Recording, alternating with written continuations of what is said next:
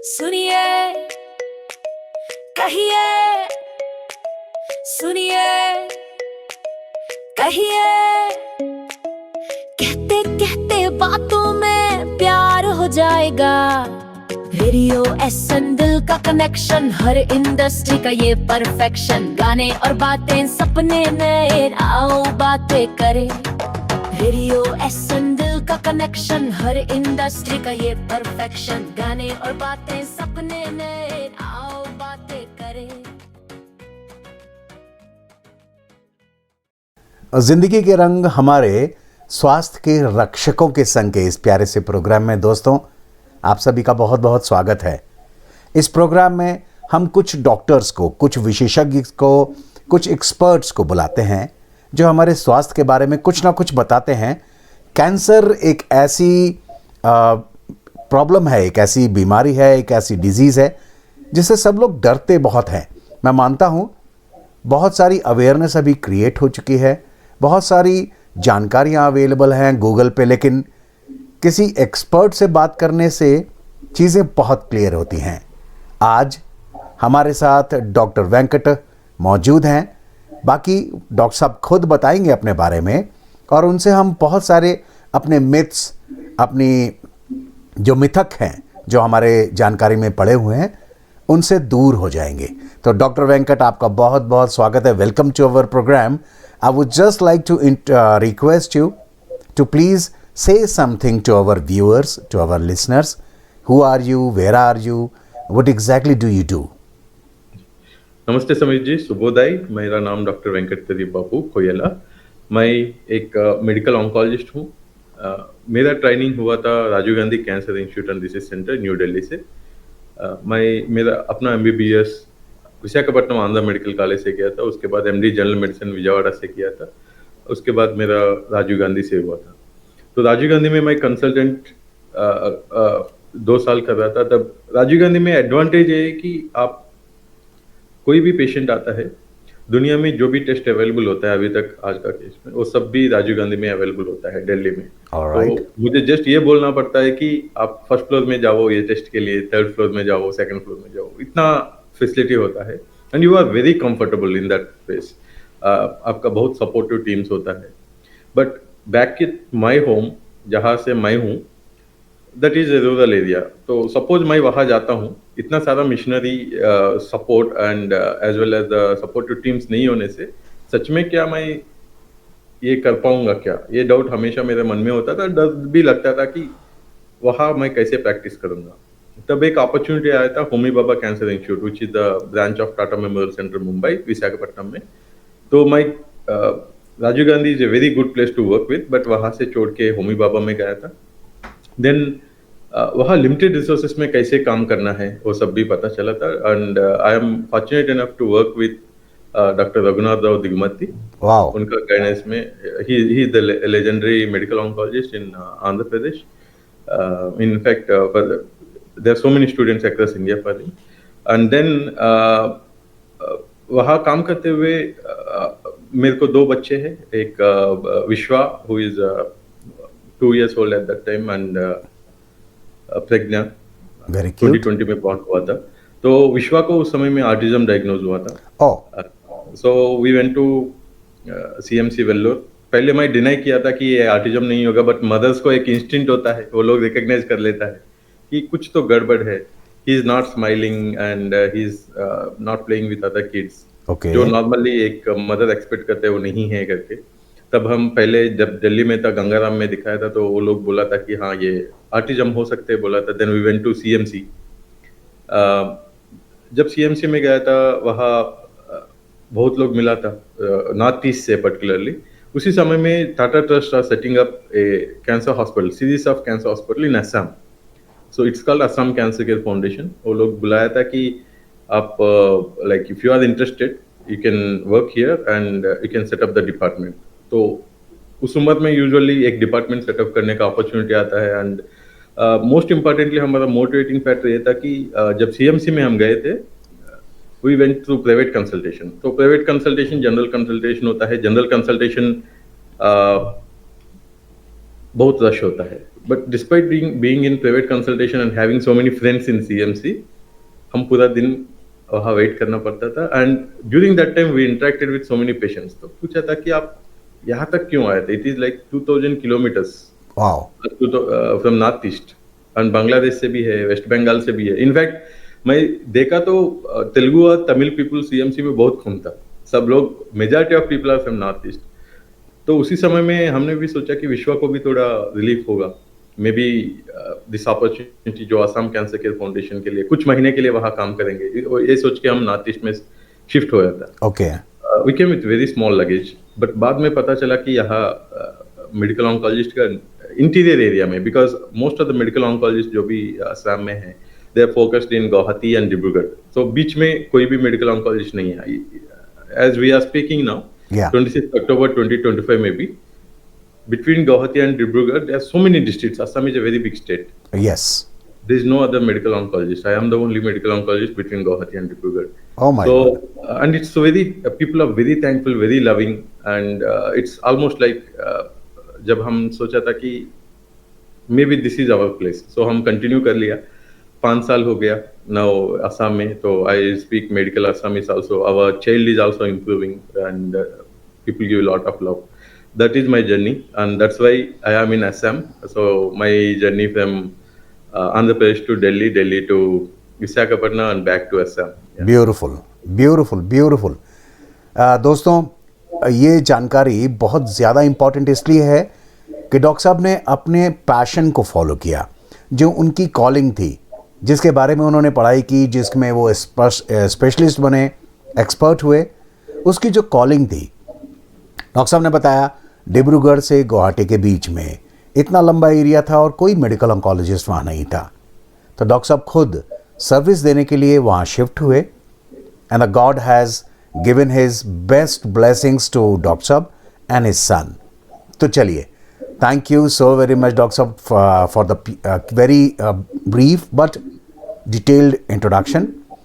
जो भी देखने वाले हैं हमारे, जो भी सुनने वाले हैं, उनको बहुत कॉन्फिडेंस आएगा कि जिनसे भी हम आज बात कर रहे हैं वो एक अच्छी एडवाइस या सच हमें बताएंगे। यूं तो डॉक्टर साहब कैंसर के बारे में सब जानते हैं, काफ़ी कुछ जानते हैं, लेकिन फिर भी क्योंकि हम लोग नॉर्मल रूटीन डॉक्टर्स नहीं होते, फिजियोलॉजी, एनाटॉमी या फिर मेडिसिन के बारे में नहीं जानते, तो हमारा भटकना, we get distracted very easily. छोटे से में बताइए डॉक्टर साहब, व्हाट एग्जैक्टली कैंसर इज? जी, तो हम सबको भी एक ग्रॉस आइडिया होता है कैंसर का मतलब एक ऐसा खतरनाक चीज है, गांठे रूप में होता है और फैलता है, इतना तक तो ऑलमोस्ट सब लोग होता है। But basically cancer a disease बाकी जो बीमारी से कैसे अलग है, why it is considered as a peak of all the diseases. Suppose हम कोई भी एग्जांपल भी देना चाहते हैं, ये तो कैंसर है सोसाइटी के लिए, ऐसा बोलते हैं हम एग्जांपल। Yes yes. तो बेसिकली कैंसर एक अबनॉर्मल सेल प्रोलिफरेशन है। फॉर एग्जांपल इसका मतलब है कि लेट अस से कि हम एक कम्युनिटी में हैं, हम अपना रूल्स बनाए रखा है और सब लोग अपना अपना रूल्स फॉलो कर रहे हैं, राइट? सुबह ये करना है, शाम को ये करना है, लाइफ ऐसा जिंदगी करना है, एक दूसरे से ऐसा बिहेव करना है, सबका अपना अपना रेस्ट्रिक्शंस है। सपोज ये रूल्स एंड रेगुलेशंस है। कोई ऐसा आदमी है जो वो रूल्स फॉलो नहीं करना चाहते, या उस आदमी को ऐसा साइकोलॉजिकल या फिजिकल इंजरी हुआ है कि जिससे वो नाराज है और बाकी सब लोगों से वो मिलना नहीं चाहते, अपना खुद का दुनिया बनाना चाहते हैं, वही कैंसर है। That's very nice. जिसका मतलब है कि हमारा बॉडी में लिवर कितना साइज होना चाहिए, हाथ कितना लंबा होना चाहिए, हार्ट कितना होना चाहिए, ब्रेन कितना होना चाहिए, सब कुछ जेनेटिकली प्रोग्राम होता है जब भी हम पैदा होता है, राइट? तो जब भी एक सेल 2 सेल बनना है, 2 सेल 4 सेल बनना है, बिकॉज लेट अस से हमारा ब्रेन 1350 या 1500 ऊपर का पार्ट 1500 ग्राम्स होता है, तो उसके लिए तो मिलियंस ऑफ सेल्स चाहिए। तो वो सब शुरू होगा एक सेल से, राइट? सो एक सेल 2 सेल बनने के प्रोसेस में it's like a building A home. तो आप जब भी एक घर बनाता है, उसमें कई वेस्ट प्रोडक्ट्स भी आता है, कोई भी प्रोडक्ट बनाता है वेस्ट प्रोडक्ट्स भी आता है। उसमें कुछ कुछ मिस्टेक्स हो सकते हैं, उस मिस्टेक्स को करेक्ट करके दोबारा हम अच्छा वॉल बनाना, अच्छा दीवार बनाना, ये सब करते हैं। सेल प्रोसेस डिवीजन में भी ऐसा ही होता है। तो ये रेगुलर प्रोसेस है, बॉडी में कई जगह होता है। जैसे हमारा रेड ब्लड सेल्स होता है, 120 डेज जीते हैं तो दोबारा रेड ब्लड सेल्स आना है। व्हाइट ब्लड सेल्स रेगुलरली आता है। हमारा हेयर रेगुलरली ग्रो होता है, नेल्स, हमारा इंटेस्टाइनल म्यूकोजा। इसमें क्या होता है, जब भी ऐसा प्रोलिफरेट होता है उसमें मिस्टेक्स हो सकता है और वो मिस्टेक्स इमीडिएटली करेक्ट हो जाता है, बिकॉज हमारा मैकेनिज्म ऐसा है कि वो मिस्टेक्स करेक्ट हो जाए। लेकिन कई बार वो मिस्टेक्स रह जाता है, और जब वो रह जाता है तो बॉडी का मैकेनिज्म होता है कि वो सेल को खुद को मारने के लिए, मतलब जी। इधर हमारा इम्यून सिस्टम जाके उसको मार देता है, या उस सेल को ऐसा प्रोवोकेट करता है सेल खुद आत्महत्या करे, जिसको हम साइंटिफिक लैंग्वेज में बोलता है अपोप्टोसिस। एपोप्टोसिस। अपोप्टोसिस, ताकि वो सेल उस मिस्टेक के साथ प्रोलिफरेट ना हो, उस मिस्टेक के साथ एक दूसरा दूसरा तीसरा ना बने। बट कैंसर वो चीज है जब ये सेल में ऐसा डीएनए मिस्टेक्स हुआ है, जेनेटिक मिस्टेक्स हुआ है, बट उस मिस्टेक्स के साथ वो सेल का कंट्रोल के बाकी बॉडी के रूल्स एंड रेगुलेशंस के बाहर आके खुद बड़ा हो रहा है। प्रॉब्लम है कि कैंसर सेल जिंदा है। सपोज डायबिटीज, हाइपरटेंशन, ये सब आप लेते हैं ना, ये अबनॉर्मल प्रोसेसेस है। उसमें लिविंग सेल्स का इन्वॉल्वमेंट अबनॉर्मल इन्वॉल्वमेंट नहीं है। फॉर एग्जाम्पल, बीपी ज़्यादा है, मैं बीपी का दवाई दिया तो वो उस ब्लड वेजल में काम करेगा, बीपी कम होगा, कंट्रोल होगा। 99% में हम बीपी कंट्रोल कर सकते हैं। But cancer, we are dealing with a living cells, मतलब आपके अंदर जिनका भी कैंसर है, एक जीवन के अंदर दूसरा जीवन है जो खुद अपना जीवन बनाना चाहते हैं। So that is cancer. Basically मैं सिंपलिस्टिक टर्म्स में बताना चाहता तो एक अबनॉर्मल सेल प्रोलिफरेशन है जो बॉडी का कंट्रोल के अंदर नहीं है। ओके। तो दोस्तों, जैसा डॉक्टर साहब ने समझाया और जितना मुझे समझ में आया, मैं आप ही लोगों के साथ हूँ कि कैंसर जो है वो कुछ ऐसे लोग हैं, ऐसे सेल्स हैं जो बाकी सोसाइटी के साथ, यानी कि बाकी सेल्स के साथ मिक्स एंड मैच नहीं होते। जैसा डॉक्टर साहब ने बताया कि वो अपने आप में अलग रहने की कोशिश करते हैं, अपनी सोसाइटी खुद बनाने की कोशिश करते हैं और बहुत तेज़ी से बनाते हैं। उनको कंट्रोल करना भी मुश्किल हो जाता है और वो जब बढ़ने लगते हैं तो बाकी सोसाइटी, यानी कि बाकी नॉर्मल सेल्स को परेशान करने लगते हैं। फिर इसके बाद डॉक्टर साहब ने बताया कि कुछ इस तरीके से इलाज किया जाता है, कुछ इस तरीके से ट्रीटमेंट किया जाता है कि या तो वो सेल खुदकुशी करने पर उतारू हो जाए, मतलब एपोप्टोसिस, वो खुद ही अपने आप को मारना शुरू कर दे, या कुछ दूसरे तरीके। उसके बारे में अभी हम डॉक्टर साहब से पूछेंगे। उससे पहले डॉक्टर साहब, मैं आपसे ये पूछना चाहूँगा कि किसी व्यक्ति को अगर, बिल्कुल सिंपल है, कोई नॉर्मल रूटीन लेमैन जो होगा वो यही जानना चाहेगा डॉक्टर साहब से कि किसी को अगर ऐसा लगे कि मुझे कैंसर की कुछ शिकायत हो रही है तो वो क्या जांचें कराए, कैसे पता करे, क्या सिम्टम्स उसको लगे कि ये हैं तो मुझे फौरन डॉक्टर साहब के पास जाना चाहिए। What symptoms could be there? जी, तो फॉर एग्जांपल ये सिम्टम्स एक एक कैंसर के लिए एक एक स्पेसिफिक होता है। कोई ऐसा ये सिम्टम हो के मैं बता सकूं कि एक कैंसर है, डेफिनेटली ऐसा बिल्कुल नहीं है। फॉर एग्जांपल, बाकी जो नॉर्मल बीमारी होता है उससे मिक्स एंड मैच होता है symptoms. For breast lumps, okay, right, हर एक आर्गन का आप देख लीजिए, जो ऊपर हमको दिखता है, जो मुंह है, जो ब्रेस्ट है, और जो पेट है, पेट का स्किन है, पाव है, ये सब ऊपर का आर्गन है जो हम डेली देख सकते हैं खुद को जब नहाते हैं, या बाहर सामने का लोग हमको देख के बता सकते हैं कि आपका मुंह में क्या हुआ है या ये गांठ क्या है, राइट। तो मोस्ट इंपॉर्टेंट सिम्टम होता है कि कोई भी अबनॉर्मल ग्रोथ जो दिख रहा है और कम नहीं हो रहा है खुद। फॉर एग्जाम्पल, हम गिर गया तब भी स्वेलिंग होगा फेस में, लेकिन it will get down in 10 days। Correct, right. But या फ्रैक्चर हुआ तब भी स्वेलिंग होता है।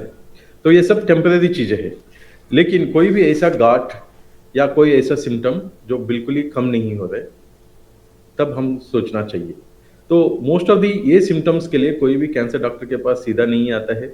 यूजुअली ऐसा सिम्टम्स होता है जो फिजिशियन के पास, गायनेकोलॉजिस्ट के पास या सर्जन के पास जाते हैं, और वो लोग को सस्पिशन आता है कि शायद ये गांठ जो हम जो भी ट्रीट कर रहे हैं, we are dealing with cancer process. So cancer doctor के पास सीधा आने का बहुत ही कम चांस होता है। Most of the time we need to consult physicians.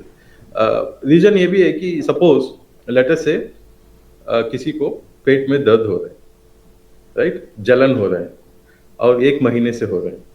यही सिम्टम गैस्ट्राइटिस में हो सकता है, गैस्ट्रिक अल्सर में हो सकता है, फूड पॉइजनिंग में हो सकता है, राइट, या it can occur in gastric cancer as well.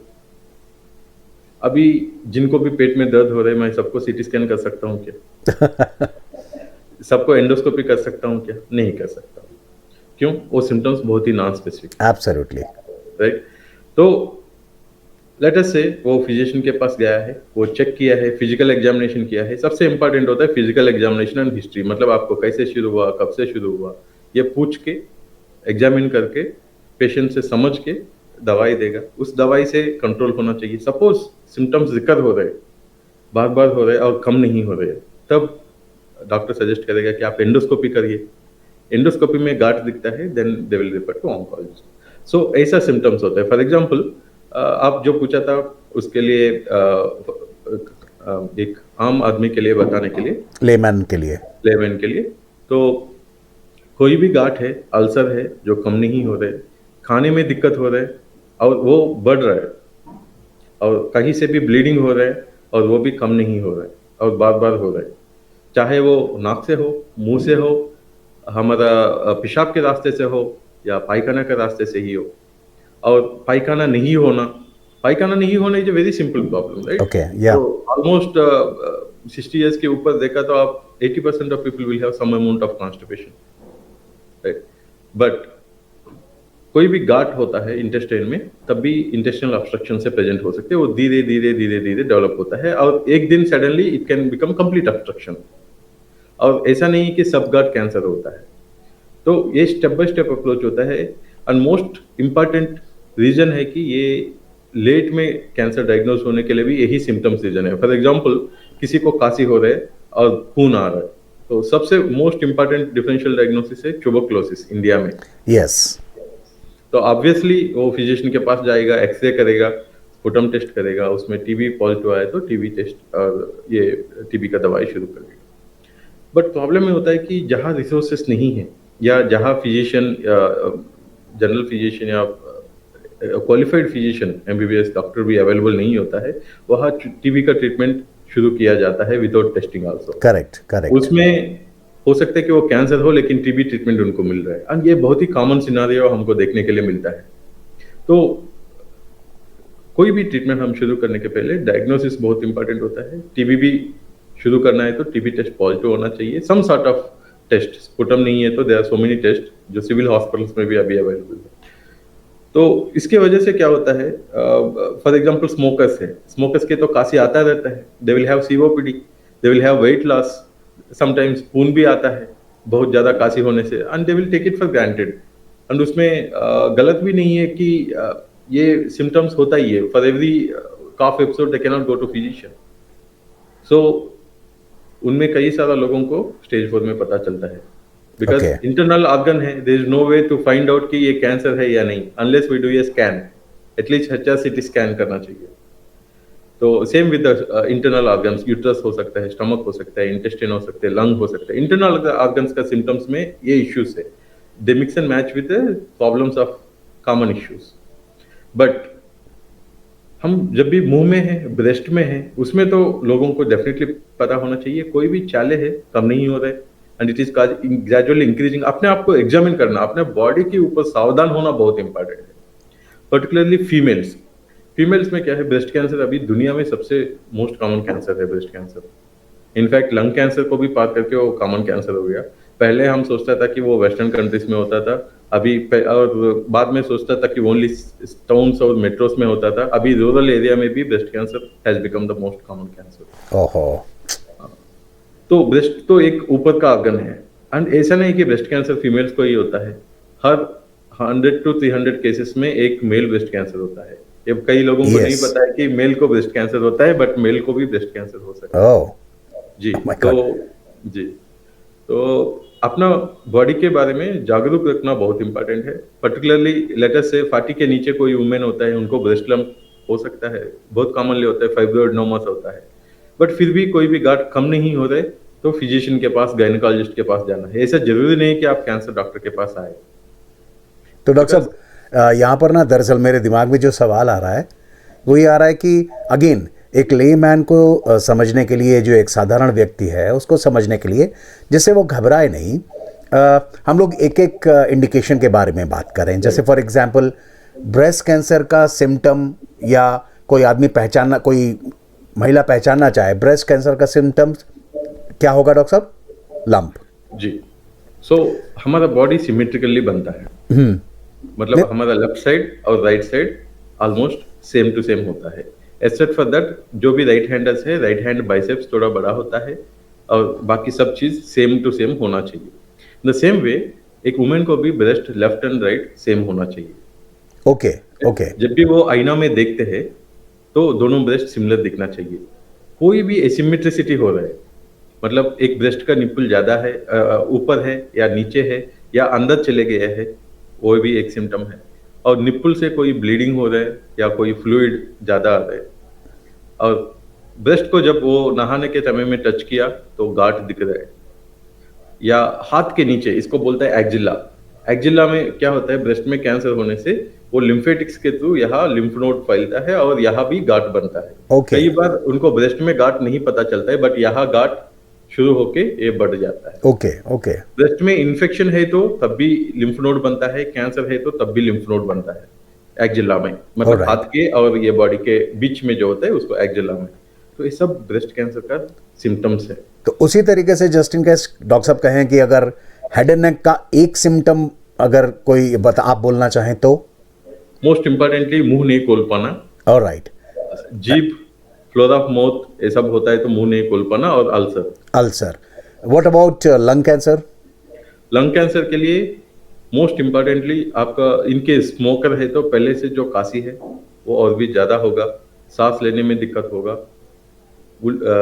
खून आ सकता है स्पुटम में, वेट लॉस, एंड आपको डेफिनेटली अबनॉर्मल लगेगा, बहुत सीवियर फेटिक भी लगेगा, बिकॉज आपका कई बार एक गार्ड के वजह से लंग कोलैप्स हो जाता है तो सफिशिएंट ऑक्सीजनेशन नहीं हो पाता है। ओके। तो ये सब भी सिम्टम्स है। क्या ऐसा हो सकता है डॉक्टर साहब कि लंग कैंसर का जस्ट इन केस है, क्योंकि बहुत सारे लोग स्मोकर्स होते हैं, छोड़ देते हैं स्मोकिंग, फिर भी कोई खांसी नहीं है, कोई ब्लड नहीं आ रहा है, लेट्स से कोई फटीग भी नहीं है, लेकिन फिर भी है, तो उसका कोई सिम्टम पता हो सकता है डॉक्टर साहब? बिल्कुल, ये one of the most challenging problem है, not only in India, across the world, because अभी तक एक फॉर्मल सोच है कि lung cancer is related to smoking, which is true in even today approximately 80% of cases में। बट तेजपुर जैसा जगह में जहाँ पोल्यूशन ऑलमोस्ट ना की बराबर है, या पोल्यूशन है ही नहीं, यहाँ भी वुमेन में ओ जिनका सेकंड हैंड स्मोकिंग एक्सपोजर भी नहीं है, ओके मतलब ओके। घर में भी कोई स्मोकिंग करने वाले भी नहीं है, उनको भी हम कैंसर देखना पड़ रहा है। That to the main issue is they are being diagnosed in stage 4, because obviously they are non smokers, they do not have any specific symptoms. वो ऑलरेडी बोन में, लिवर में या हड्डी में फैलने के बाद पता चल रहा है। मतलब ऐसा कैसे हो रहा है डॉक्टर साहब? हाउ? जी, so there are so many factors because of which lung cancer non smokers में हो रहे हैं, जिनके बारे में हमको अभी भी नहीं पता है। एंड पर्टिकुलरली ऐसा एरियाज में that is even interviewing question, because if it is in Delhi we can understand, या दिल्ली में there is high levels of Pollution. And indoor pollution भी हो जाता है कई बार, बिकॉज स्मोक बाहर जाने का नहीं होता है, पर्टिकुलरली लो एकेडमिक स्टेटस सब में, बिकॉज हाउसेस भी क्राउडेड होता है। बट इस तरह का I am surprise to see nun sisters, जो एक ट्राइबल एरिया में होता है जहाँ कोई भी पोल्यूशन नहीं है, नियर टी गार्डन्स, 3 लोगों को लंग कैंसर डायग्नोज हुआ, all are in stage 4। So this is a problem globally, in fact इसलिए there is a organization called IASCLC, international association for study of lung cancer, जो बहुत सारा grants देता है non smoking related lung cancer के बारे में। कोई भी रिसर्च करना चाहता है, they encourage them because it is a direct necessity कि क्या ऐसा चीज है जो हमारा जीन्स को अफेक्ट कर रहा है जिसके वजह से लंग कैंसर नॉन स्मोकर्स में हो रहा है। There are some heavy metals, radon, radiation etcetera, but उनका एक्सपोजर इंडिया में इतना ज्यादा नहीं है या है क्या जो हमको नहीं पता है, जो हमारा फूड से वाटर से हमारे अंदर एंटर हो रहे, we don't know. Because Assam में एक इम्पोर्टेंट प्रॉब्लम है वेजिटेबल्स में, everyone is concerned about lot of pesticides. Okay okay, तो डॉक्टर साहब अगेन इसको थोड़ा सा और समराइज करते हुए अगेन लेमैन के लिए मैं पूछना चाहूँगा डॉक्टर साहब कि ब्रेस्ट कैंसर के लिए आपने बताया कि अगर लंप है तो उसको चेक कर लें। हेड एंड नेक के लिए यानी कि आपने बताया अगर छाले आ रहे हैं या थोड़ा सा रुकावट है या खून आ रहा है तो फ़ौरन चेक करा लें। उसके बाद जैसे फॉर एग्जांपल अभी लंग कैंसर की बात हो रही है, तो लंग कैंसर में मुझे कोई एक दो टेस्ट बताएं जिससे कि लोग बागों को अगर ऐसा महसूस हो तो जाके टेस्ट करा लें। They should get rid of the tension और द डिप्रेशन और द अननेसेसरी उनके दिमाग में जो एप्रीहेंशन चल रहे हो उनको हटाने के लिए वो कुछ टेस्ट करा लें। तो लंग कैंसर के लिए क्या टेस्ट करा लें sir? Chest x ray. Chest x ray, chest x ray simple. उसके बाद ऐसा नहीं कि 100% पता चलेगा। हाँ हाँ, बट हम एक प्रोजेक्ट शुरू किया था जिसमें एक्सरे करके आर्टिफिशियल इंटेलिजेंस के थ्रू वो नोड्यूल कैंसरस है या नहीं है या ट्यूबरकुलस है या नहीं, ऑलमोस्ट 90% एक्यूरेसी से बता सकता है। There is a company called Cure.ai Okay. Leading this program and उसका डेटा भी मैं थाईलैंड में प्रेजेंट किया था एक आर्टिफिशियल इंटेलिजेंस प्रोग्राम में, Okay. कॉन्फ्रेंस में। सो वैसा प्रोग्राम हमको चाहिए पर्टिकुलरली बिकॉज आपने सही क्वेश्चन पूछा था। सपोज मैं बोलूंगा कि एज पर द गाइडलाइंस जिनका भी 30 ईयर से ज्यादा स्मोक ईयर्स है, जिनका उम्र 55 से ज्यादा है, तो ये एक स्क्रीनिंग क्राइटेरिया है जिसके बाद लोग जाके सीटी स्कैन करना है। और आप Okay. ये बताइए कि जिनका कोई भी कैंसर नहीं है, जिनका कोई इश्यूज नहीं है, ये फुलफिल होने के बाद भी कोई जाके खुद सीटी स्कैन करेगा? बहुत कम लोग होगा, बहुत कम लोग होगा। तो एक्सरे तो सब लोग करा लेगा आराम से। Right. तो वैसा सॉल्यूशंस चाहिए। तो इसी वजह से डॉक्टर साहब, तो ठीक है आपने बताया एक्सरे, जस्ट इन केस कोई सीटी स्कैन कराना चाहे तो चेस्ट सीटी, करेक्ट? HRCT, लो डोज सीटी बोलते हैं। अच्छा। कन्वेंशनल सीटी से भी नॉर्मली जब हम कैंसर के लिए करते हैं तो हम दवाई देता है, कॉन्ट्रास्ट देता है, Contrast. उसके बाद सीटी देता है। बट इसके लिए स्क्रीनिंग के लिए कोई कॉन्ट्रास्ट नहीं चाहिए, ओके, जस्ट नॉर्मल सीटी होता है। HRCT आप बता रहे हैं, LDCT बोलते हैं, low dose CT scan. Low dose CT scan. Then अगर हम बात करें प्रोस्टेट कैंसर की तो क्या क्या टेस्ट कराना चाहिए? जी, सो प्रोस्टेट कैंसर के लिए कोई फॉर्मल स्क्रीनिंग तो नहीं है, बट फैमिली में किसी को भी पहले भी फादर या ब्लड रिलेटिव को प्रोस्टेट कैंसर या पैंक्रियाटिक कैंसर है, बिकॉज प्रोस्टेट कैंसर एक ऐसा कैंसर है जो फैमिली में रन हो सकता है, like breast cancer, ovarian cancer, pancreatic cancer, colon cancer, endometrial cancer. These are 6 to 7 types of cancer that can run in families. मतलब एक जनरेशन में है तो दूसरे जनरेशन में जा सकता है। प्रोस्टेट भी एक है। तो किसी को भी फैमिली हिस्ट्री है, डेफिनेटली प्रोस्टेट के लिए नेक्स्ट जनरेशन वाले थोड़ा अलर्ट रहना चाहिए कि कोई भी सिम्टम्स होता है, यूरिनरी फ्लो ऑब्स्ट्रक्शन होता है या रिकरेंट UTI होता है, या ब्लड आता है यूरिन में, तो that is the symptom. Second, PSA करके एक सिंपल टेस्ट होता है, ब्लड टेस्ट, वो कहीं भी कोई भी लैब में हो जाता है। ये फॉर्मल स्क्रीनिंग के लिए रिकमेंडेड नहीं है, लेकिन 50 के ऊपर आप कोई भी सिम्टम्स होता है या डॉक्टर से डिस्कस करके ये टेस्ट कर सकता है। प्रोस्टेट स्पेसिफिक एंटीजन, जी, ब्लड टेस्ट है। ब्लड टेस्ट है ये, सिंपल, बहुत सिंपल है। And then what about blood cancer doctor साहब? सो ब्लड कैंसर एक ब्रॉड टर्मिनोलॉजी है basically. Okay. So blood cancer हम टाइप्स देखा तो Sameer ji, there are 3-4 types broadly.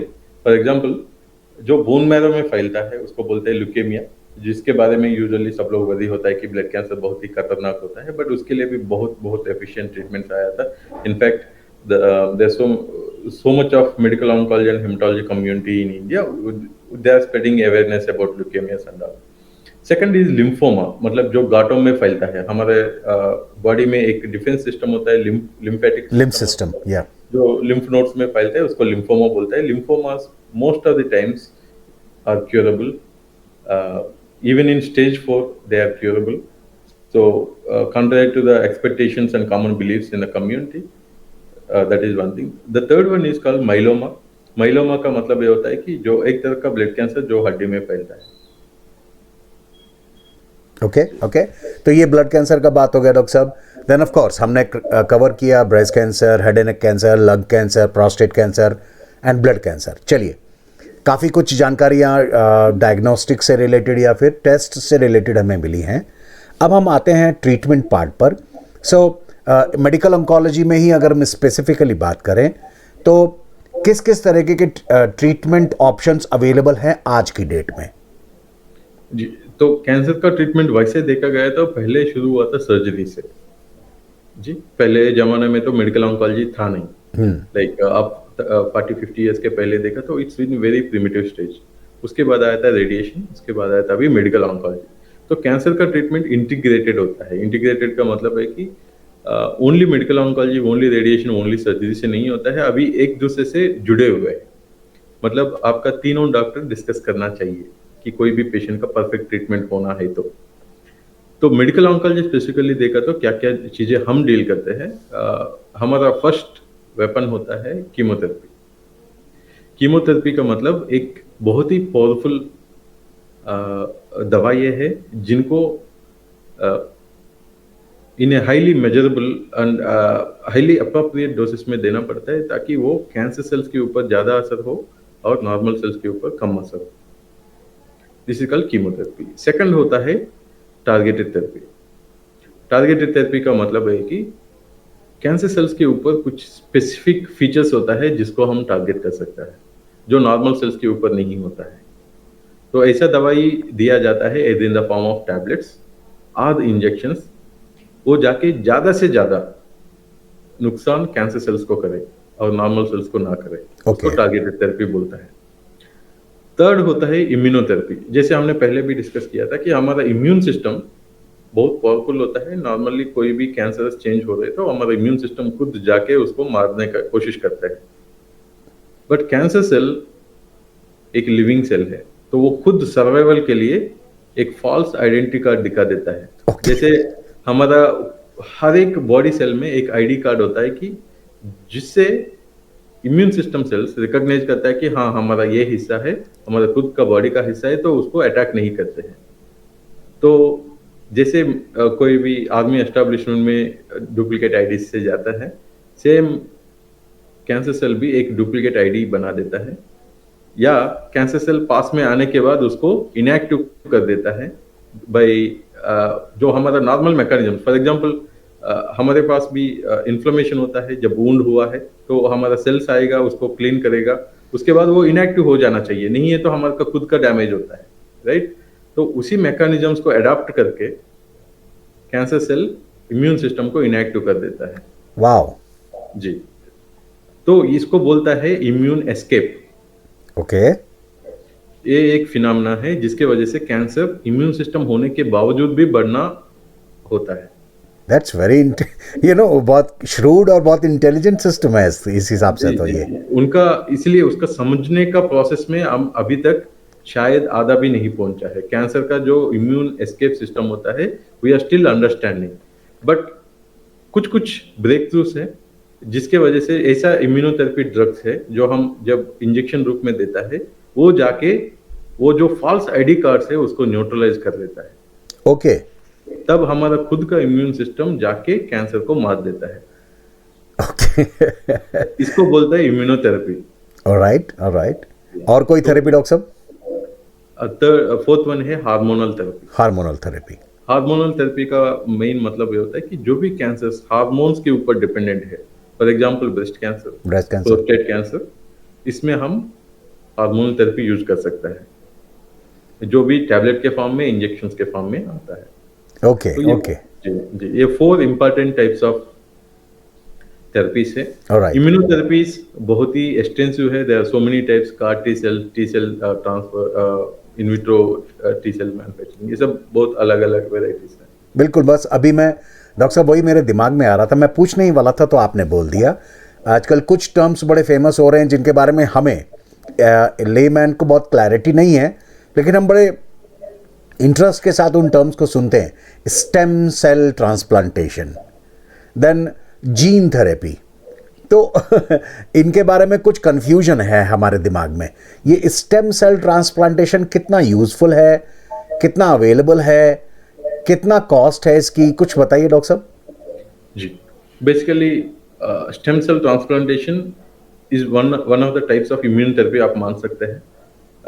उसका मैकेनिज्म देखा गया तो फॉर एग्जांपल जो ल्यूकेमिया हमने बात किया है, मल्टीपल माइलोमा हमने बात किया है, उन सब में भी ये स्टेम सेल ट्रांसप्लांटेशन का यूज होता है। कुछ तरह का सॉलिड कैंसर्स में भी स्टेम सेल ट्रांसप्लांटेशन यूज होता है। Right. बहुत ही सिंपल टर्मिनोलॉजी में बताना चाहिए तो फॉर एग्जांपल मल्टीपल माइलोमा आपको मैंने बताया था कि ये एक इस तरह का ब्लड कैंसर है जो हड्डी में फैलता है, और उसके लिए जो भी फिट पेशेंट होता है जिनके लिए स्टेम सेल ट्रांसप्लांटेशन हम करना चाहते हैं, उनको कुछ हद तक कीमोथेरेपी देके मेजॉरिटी ऑफ बीमारी को हम क्लियर कर देते हैं। जब बहुत अच्छा रिस्पॉन्स आता है, उनका खुद का स्टेम सेल्स लेके, स्टेम सेल्स मतलब ब्लड सेल्स में एक मूल कण बोलते हैं, राइट। तो स्टेम सेल्स को लेके प्रिजर्व करके उनको हाई डोज कीमोथेरेपी दिया जाता है। मतलब हम ऑलरेडी उनसे मूल कण लेके स्टोर किया है रेफ्रिजरेटर में, माइनस टेम्परेचर्स में। नाउ उनके हो सकता है कि जो भी अभी बचा हुआ सेल्स, उसके बीच बीच में भी कैंसर सेल्स हो सकता है, तो एक हाई डोज कीमोथेरेपी दिया जाता है जिससे ऑलमोस्ट नॉर्मल सेल्स भी मर जाता है। उसके बाद हम ये स्टेम सेल्स जो प्रिजर्व किया है वो दोबारा देता है ताकि वो हमारा नॉर्मल सेल्स पूरा बन जाए। ओके। तो एक तरह का क्यूरेटिव थेरेपी माना जाता है स्टेम सेल ट्रांसप्लांटेशन। तो ये मल्टीपल माइलोमा में ऑटोलोगस स्टेम सेल ट्रांसप्लांटेशन होता है, मतलब खुद का स्टेम सेल्स यूज किया जाता है। तो ये अवेलेबल है आराम से डॉक्टर साहब? जी, this is the standard practice, this is one of the standard therapies. Oh. जो भी फिट होता है और जिनका भी ये ट्रांसप्लांट के लिए क्राइटेरिया पूरी होता है, definitely they will need this therapy in multiple myeloma. बाकी ल्यूकेमियास में what we do is it is called allogeneic transplantation, मतलब दूसरों से जो भी मैच HLA मैच्ड डोनर या अनमैच्ड डोनर होता है, there are new techniques also, जिनका मैच भी नहीं होता है उनको भी दे सकते हैं, हम ले सकते हैं using new techniques of immunosuppression. तो उनका बोन मैरो लेके दोस्तों में जो पेशेंट है उनमें ट्रांसप्लांट करना, बट उसके पहले भी उनका जो डिसीज्ड बोन मैरो है उस सबको खत्म करना होता है, तो हाई डोज कीमोथेरेपी दिया जाता है, जिसके वजह से उनको इन्फेक्शंस ये सब होने का चांस रहता है। तो उनको स्पेशल वार्ड में जो बोन मैरो वार्ड्स होता है, ट्रांसप्लांटेशन वार्ड्स होता है, उसमें रखा जाता है। उसके बाद जब तक उनका बोन मैरो इम्प्रूव हुआ है, दूसरों से जब देते हैं और काउंट्स इम्प्रूव होता है, then they are shifted back to normal wards. Okay. This is about transplantation. तो डॉक्टर साहब आगे बढ़ते हुए ऑफ कोर्स मैं बात करूंगा अभी कुछ मिथक्स की, कुछ मिथ्स की, लेकिन उससे पहले अभी हम लोग कीमोथेरेपी और ट्रीटमेंट पार्ट की बात कर रहे हैं, जिसमें आपने इम्यूनोथेरेपी के बारे में बताया, gene therapy, stem cell transplantation, chemotherapy, hormonal therapy, targeted therapy, ये सब आपने बताया।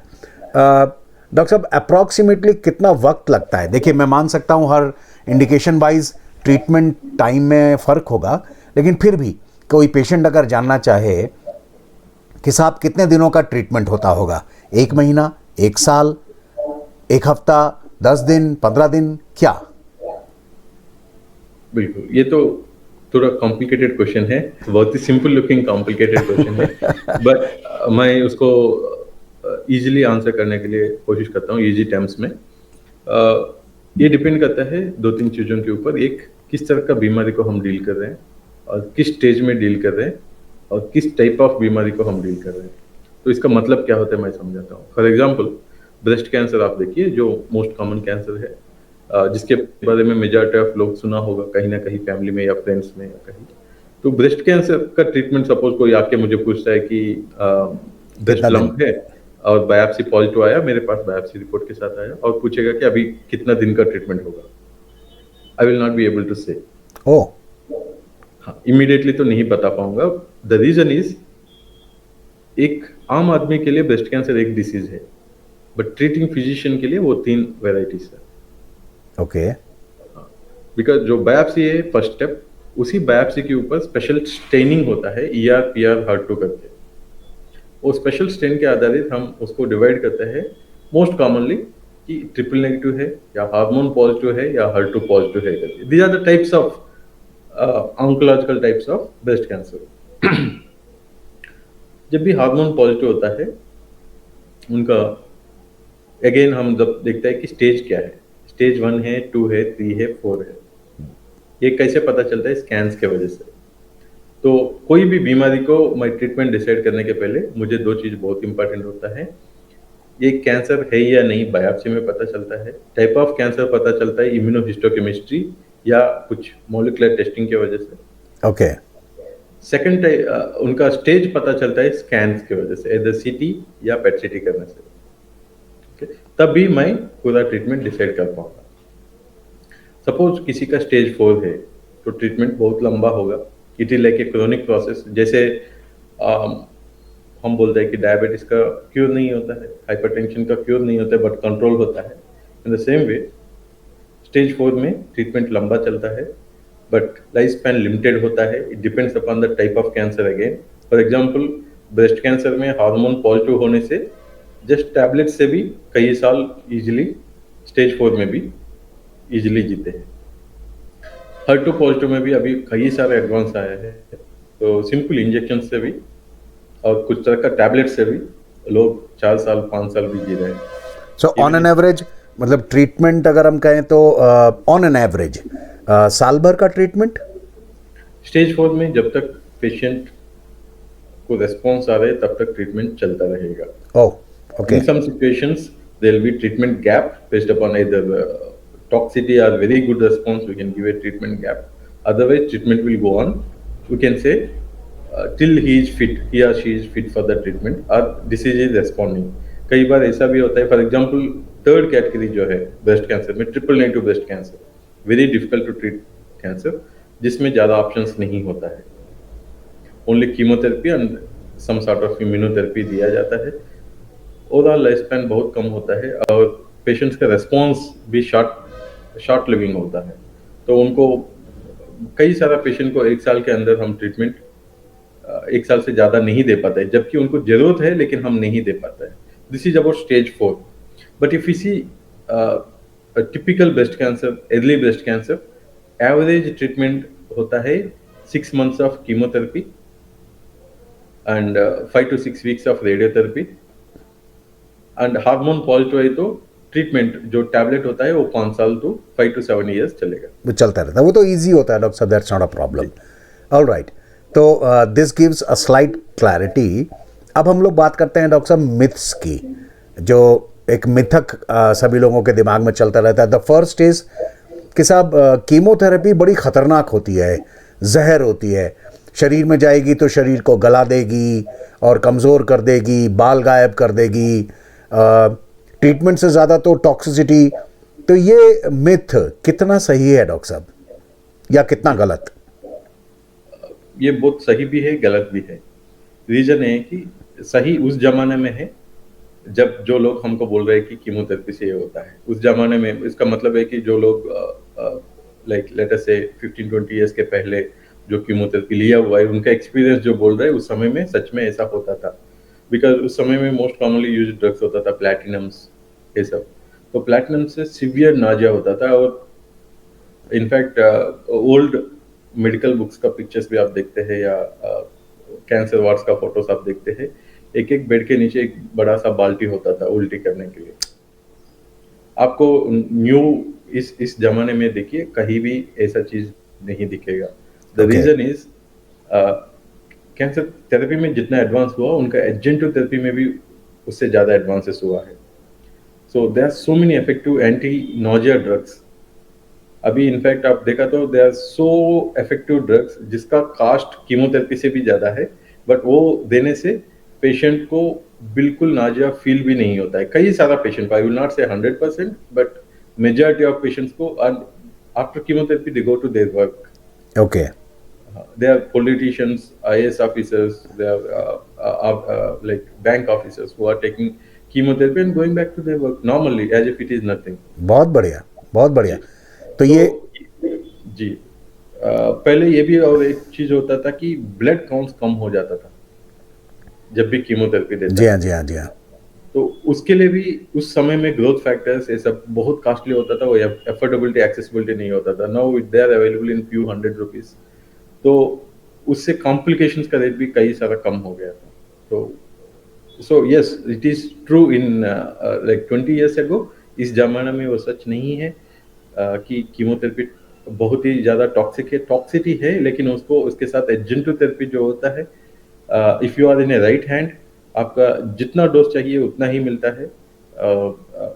इसलिए कीमोथेरेपी, टारगेट थेरेपी, इम्यूनोथेरेपी, इस सब चीज के लिए आपको जरूरत पड़ते है मेडिकल ऑन्कोलॉजिस्ट के लिए। Obviously if I am a medical oncologist, I am not a right person to tell और टू गिव रेडियोथेरेपी। तो मेरे को रेडियोथेरेपी के बारे में समझ होगा, but I am not a right person to give you radiotherapy. Correct, correct, correct. Doctor साहब, एक मिथ और है, एक मिथक और है कि अगर कोई घर में किसी फैमिली में किसी कैंसर हो जाता है तो उसके परिवार वाले उसके साथ उठना बैठना या खाना पीना भी में डरते हैं। और अगर कोई पार्टनर है, जैसे मान लीजिए कोई फीमेल हो गई जिसको ब्रेस्ट कैंसर हो गया, तो मेल पार्टनर उनके साथ सोना भी रोक देते हैं कि शायद हमें हो जाएगा, इन्फेक्शियस है। ये मिथ कितना सही है, कितना गलत? बहुत गलत है। इनफैक्ट इस मामले में मैं मेट्रो सिटीज में जो भी होता है उनको बहुत अप्रिशिएट करता हूँ, because they try to reach out. And ये सेक्सुअल काउंसलिंग, ये फैमिली काउंसलिंग, फर्टिलिटी काउंसलिंग, ये कैंसर ट्रीटमेंट में एक बहुत ही महत्वपूर्ण अंतर्भाग है। तो उसमें हम जब भी डिस्कस नहीं करते हैं उसके बारे में, we are not doing justice. Particularly उस एज ग्रुप का लोगों के बारे में जो अभी अभी मैरिज हुआ है या मैरिज होने वाला है या कंसीव होने वाला है या ब्रेस्ट फीडिंग है, इन सबको ये सब extra counselling, extra time definitely देना पड़ता है। बिकॉज ये नहीं देने से उनका लाइफस्टाइल, क्वालिटी ऑफ लाइफ बिगड़ जाता है। चाहे आप बहुत ही अच्छा दवाई देके ट्रीटमेंट कर रहे, ट्रीटमेंट रिस्पॉन्स भी आ रहे हैं, बट उनका क्वालिटी ऑफ लाइफ कुछ भी नहीं बचा है। तो इसलिए एडल्ट एंड यंग ऑन्कोलॉजी और जो एडोलसेंट एज ग्रुप और यंग एडल्ट होता है उनका केयर करना इज वेरी वेरी इंपॉर्टेंट। जो आपने क्वेश्चन पूछा था, very important. Alright sir. So इसी से रिलेटेड एक क्वेश्चन मेरे दिमाग में आ रहा है कि मान लीजिए कोई कैंसर पेशेंट आपके पास आता है, फैमिली मेंबर्स भी आते हैं, तो कैंसर पेशेंट को तो आप जो काउंसलिंग देंगे वो तो देंगे, उसे समझाएंगे क्या करना है, कैसे करना है, जिससे कि वो ट्रीटमेंट्स के साथ कॉप अप कर पाए। लेकिन उसके जो सपोर्टर्स हैं, जो फैमिली मेंबर्स हैं, जो केयर टेकर्स हैं, उनको डॉक्टर साहब आप क्या कहना चाहेंगे? How should they behave, how should they take care of the patient?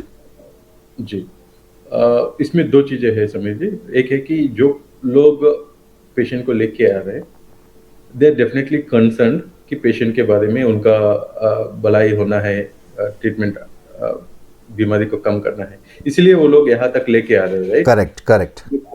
उनको जो नुकसान होता है वो उन लोगों से नहीं होता है।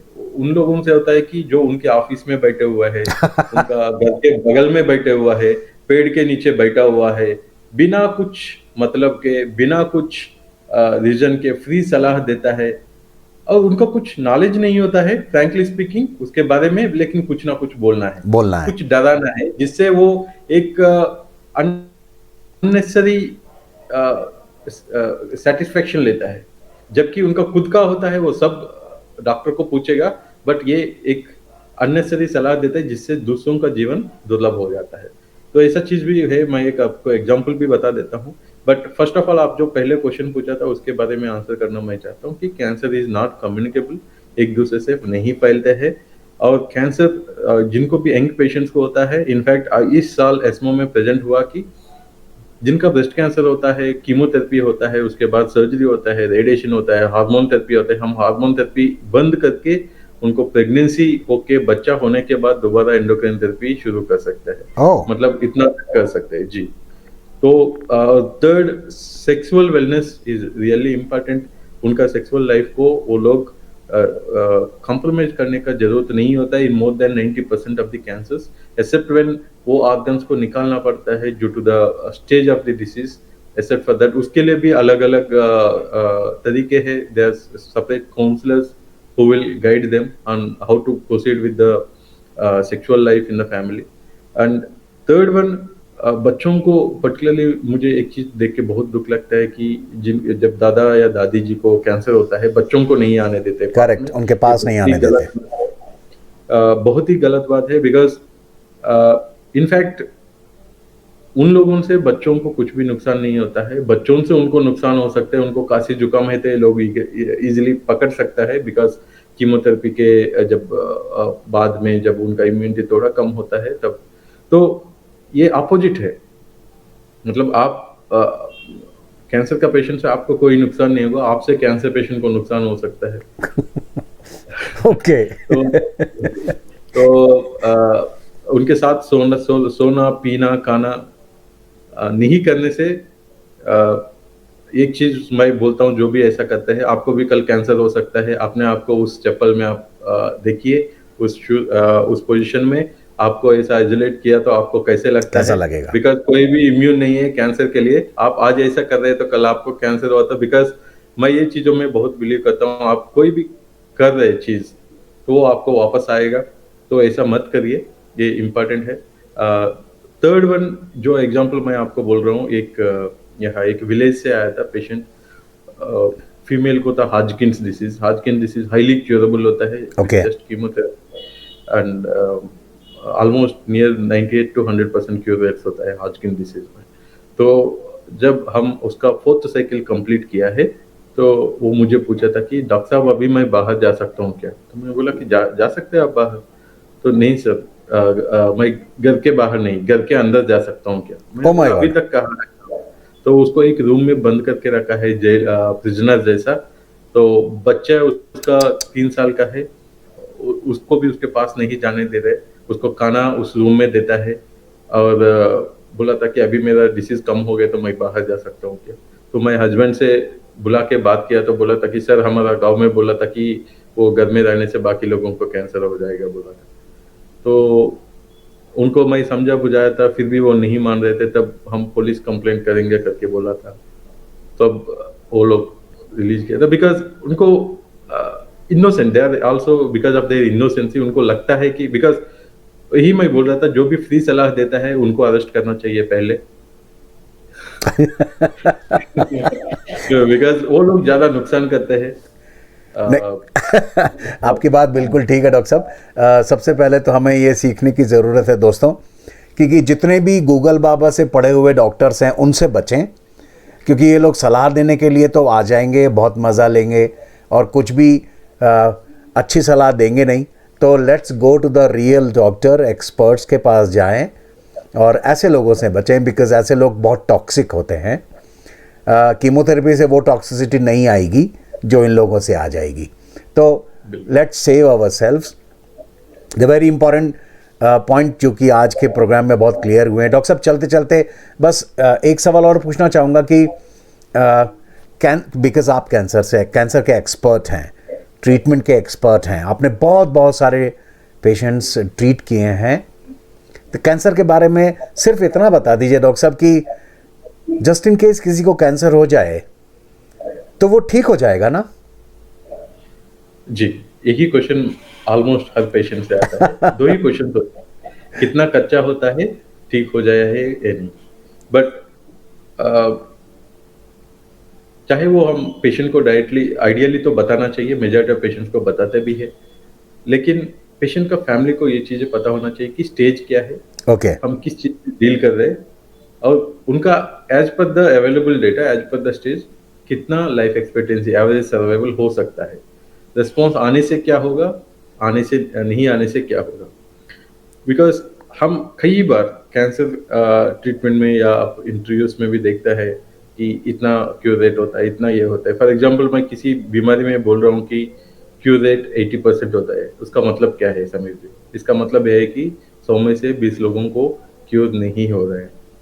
करेक्ट, वो भी हम, राइट, उनके साथ भी हम रहना पड़ेगा एज ए फिजिशियन, करेक्ट, और वो भी इजी नहीं है, because you will become a family member of that patient. Oh. तो अल्टीमेटली जो भी दिक्कत होता है वो लोग आपको बोलेगा कि सर मैं यहाँ जाना था, नहीं जा पाया था बिकॉज पेन है, अब पेन के लिए कुछ दवाई दे दीजिए, ये मेरे को लिए इम्पोर्टेंट काम है, वहाँ मुझे जाके एक काम खत्म करना है। तो उसके साथ साथ से लेके कोई अपना पेशेंट का बेटा या बेटी आते हैं, सर हमको अभी जस्ट यही टारगेट है कि उनको अच्छे से खाना खाए और सो जाए, ताकि हम सब लोग भी शांति से रह सकता है, Correct. बिकॉज उनको वैसा दिक्कत में नहीं देख पा रहे। तो एक सच ये है कि जब भी हम पॉजिटिव रहना इम्पोर्टेंट होता है, हम जो भी नया नया ट्रीटमेंट्स आया है उस सब के बारे में जानना इम्पोर्टेंट होता है, बट ये भी इम्पोर्टेंट है कि as per the available science we are unable to cure 100% of the patients। हम एक सेक्शन ऑफ पेशेंट्स को डेफिनेटली क्योर कर सकते हैं, मेजॉरिटी ऑफ पेशेंट्स को ट्रीट कर सकते हैं, and at least I would say 20 to 40% of patient को हम कंफर्ट ही कर सकता है। तो इसमें इस सच को छुपा के कोई फायदा नहीं है। इनफैक्ट जब भी हम कैंसर को मैं डिस्कस करता हूँ, मैं पर्सनली बोलता हूँ कि we are all in journey. जब से हम अपने जन्म लिया हुआ है, we are all in journey. एक सपोज एक व्हीकल में है सब लोग, सबका अपना अपना डेस्टिनेशन आएगा। किसी को कैंसर है, सपोज स्टेज 4 है, उनका डेस्टिनेशन जल्दी आ रहा है, राइट? जल्दी आ रहा है तो हम आइडियली क्या करना चाहिए? मेरा बैग सब कुछ मैं पकड़ के रेडी रहूंगा, तो वो प्रिपरेशन इंपॉर्टेंट होता है, बिकॉज जो होगा वो तो होगा ही, but we need to be prepared कि अपना खुद का प्लानिंग होना चाहिए। तो जब भी स्टेज 4 होता है मैं कुछ एक्स्ट्रा टाइम लेता हूँ। एक चीज़ मुझे प्रिंसेस मार्गरेट कनाडा में मैं जब ट्रेनिंग के लिए गया था, एक चीज़ बहुत अच्छा लगा था।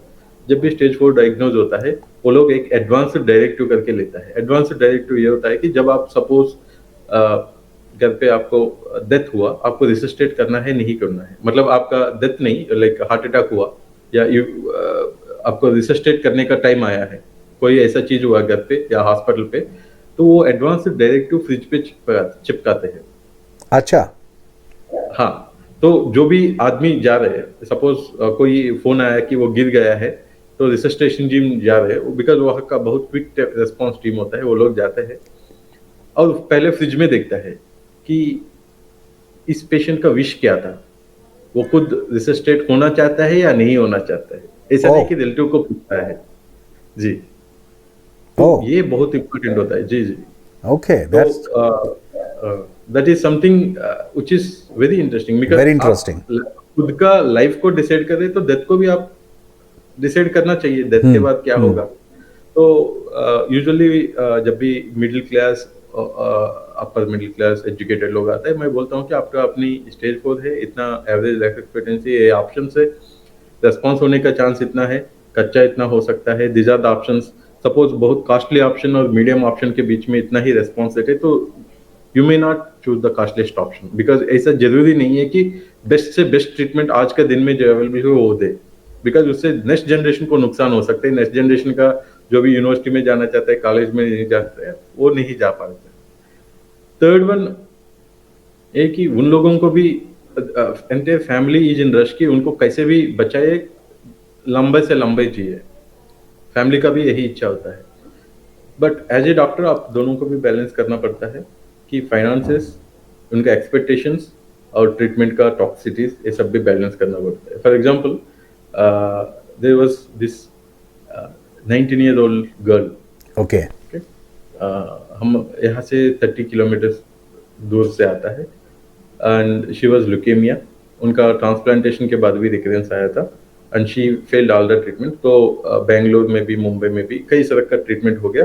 दे essentially came for palliative care. Okay,